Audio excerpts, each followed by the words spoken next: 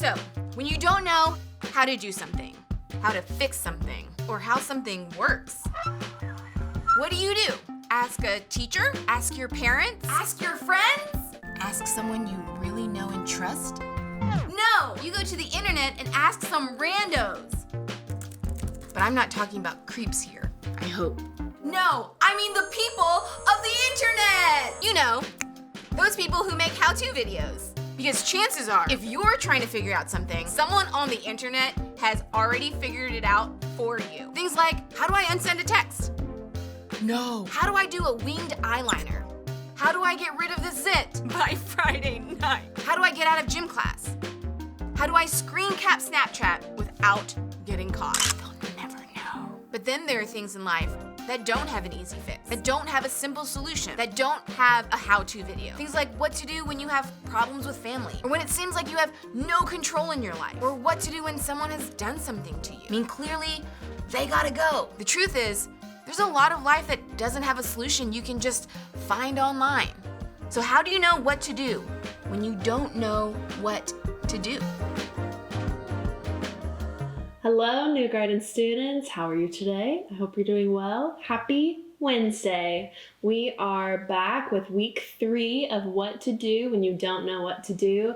And we're going to be looking at a pretty crazy story in the life of Joseph. But before we get started, don't forget that we have started Monday Night Crew. We had another great week of Monday Night Crew. On Monday, we were talking about seeing Jesus and how that is the first step in discipleship. So if you want to join us next Monday, it is at 4 o'clock on Mondays on Zoom. And we will also be on Zoom tonight, Wednesday night at 7 o'clock to discuss all the craziness that we're about to get into. So you don't want to miss that. Join us on Zoom Wednesday night at 7. We'll hang out and chat and it'll be fun. So I want to ask you if you have ever been in a situation where you knew there was a right thing to do, but you didn't really want to do it. Or maybe even if the right thing to do wasn't super clear. For example, the other day, I was at the grocery store, and right now they're sanitizing all of the carts, right? When you come into the store, you know you're going to get a clean cart because you don't want COVID germs on your cart.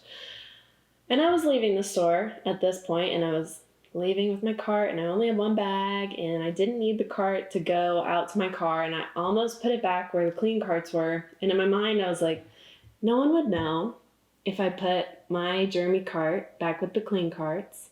But if I take it outside, it's going to be hot and I'm going to have to walk further to a cart return and all these things.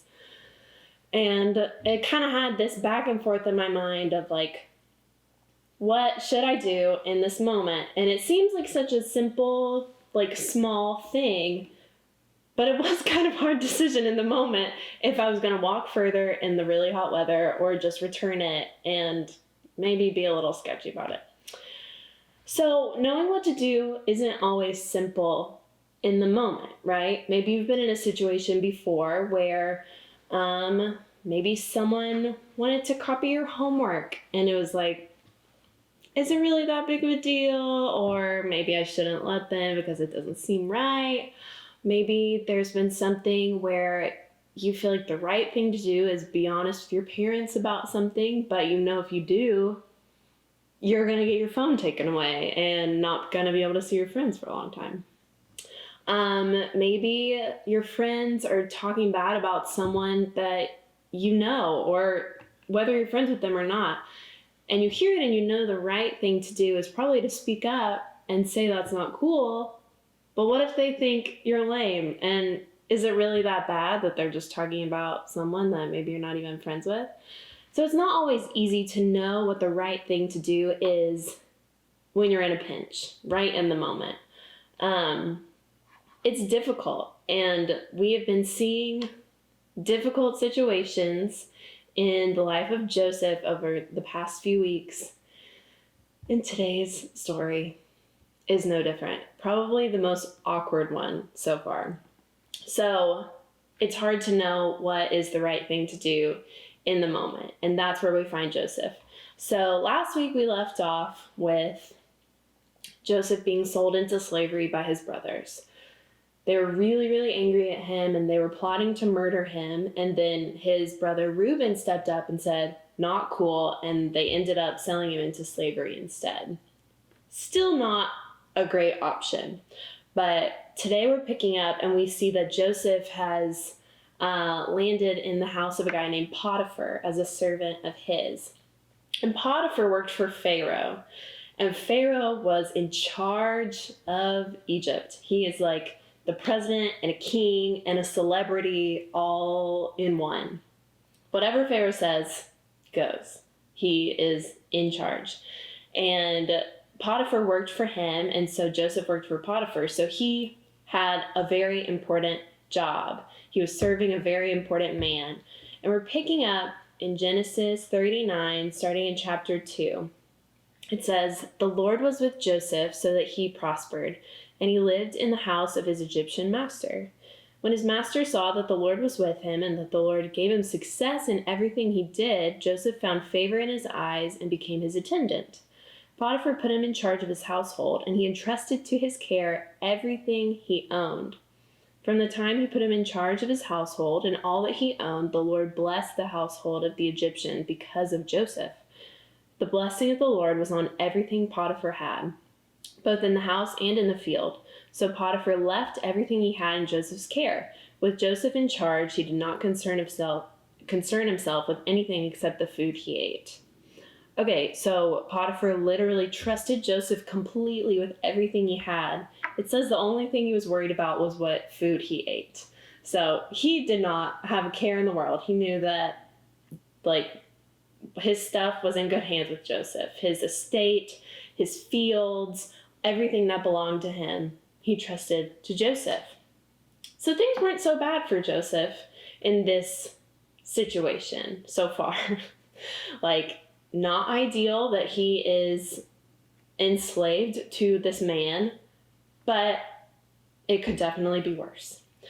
But then things took a very weird turn. In Genesis 39, starting verse 6, it says, "Now Joseph was well built and handsome, and after a while his master's wife took notice of Joseph and said, 'Come to bed with me.'" So that is the curveball in this story. And we just learned two things. One, that Joseph was not bad looking. And two, that his boss's wife noticed, which is a very complicated situation for Joseph because Joseph works for Potiphar. And what that means is that he has to obey Potiphar, but he also has to obey Potiphar's wife. So if she's saying, "Come to bed with me," he's kind of in a big dilemma right here because he knows the right thing to do is to say no and not do that. But if he says no, she could punish him and get him in even more trouble. So he's between a rock and a hard place in this very awkward situation. So what did Joseph do when he doesn't know what to do? What is the right thing to do in this situation? Picking up in verse 8, "But he refused. With me in charge," he told her, "my master does not concern himself with anything in the house. Everything he owns, he has entrusted to my care. No one is greater in this house than I am. My master has withheld nothing from me except you, because you are his wife. How then could I do such a wicked thing and sin against God?" And though she spoke to Joseph day after day, he refused to go to bed with her or even be with her. So Joseph knew that out of respect for Potiphar, his boss, and out of an even bigger respect for God, he knew what the right move was. He knew that he needed to put a boundary between himself and Potiphar's wife, and he didn't even want to be around her, but she continued to talk to him, but he knew what the right thing to do was and to say no in this situation. But that doesn't mean it was an easy situation for him still, right? That was complicated. She still had power over him and could have made his life miserable because of it. And she did. She ended up falsely accusing him of coming onto her and of raping her, which is not ideal for Joseph in this situation. Not a happy ending, and I think in our minds we hope that when we do the right thing, it's going to be good for us in return, right? Like if I make the hard right choice, it will be easy after that. And Joseph is proof that, unfortunately, that's not always true. That sometimes the hard right choice has some hard circumstances after it too. But even still, he did what he knew was right in the eyes of God, and that he trusted God with the outcome after that. Even if it was difficult, even if Potiphar's wife was trying to accuse him of something that didn't happen, he still did what he knew was right. And that is what brings us to this idea of integrity. Integrity is all about doing what you know is right, doing what you believe is right, and being the kind of person who does what's right regardless of the outcome, regardless of what may or may not happen to you afterward. It doesn't make it easy. It doesn't make it any less scary to do something hard like this, even when you know it's right. But that is what integrity is all about. Because sometimes doing the right thing gets us applause, right? Sometimes it's like, wow, I'm so proud of you for doing that. Like, that's really awesome. And sometimes doing the right thing does not. Sometimes doing the right thing costs you something. Like, for me, it was walking 12 more feet in the 90-degree weather to put my cart away and sweating a lot. For Joseph, it was his reputation, right? Sometimes it doesn't cost anything. Sometimes it's just putting your dishes away because you know that's the right thing to do. That really doesn't cost much. And sometimes doing the wrong thing will make you look good. And sometimes it doesn't. But it doesn't make it any less right. And that's what we see with Joseph, is trusting God with the outcome is so important in living a life of integrity, even when making the right decision is hard. So when we don't know what to do, the important thing to do is the next right thing. If you have seen Frozen 2, there's a whole song about the next right thing. So I encourage you to go listen to it after this. But it's all about like not knowing what's going to happen in the future. And if you're focusing on like all the scary possibilities that are ahead of you, it can kind of become like analysis paralysis. Like, I don't know what the next right thing to do is. I don't know how I'm going to get from point A to point B. But if you just look immediately in front of you, it makes it a little bit easier just to handle what's right in front of you and choose the next right thing. Just one foot in front of the other. Take the next right step, and then you can deal with the one after that when it comes. So that is what we're going to be focusing on.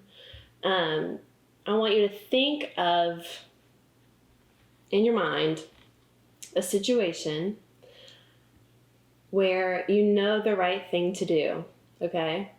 But you're afraid to do it. Give it a second. Where you know the right thing to do, but you're afraid to do it. And I want to ask yourself, what is it that you are afraid of in that situation?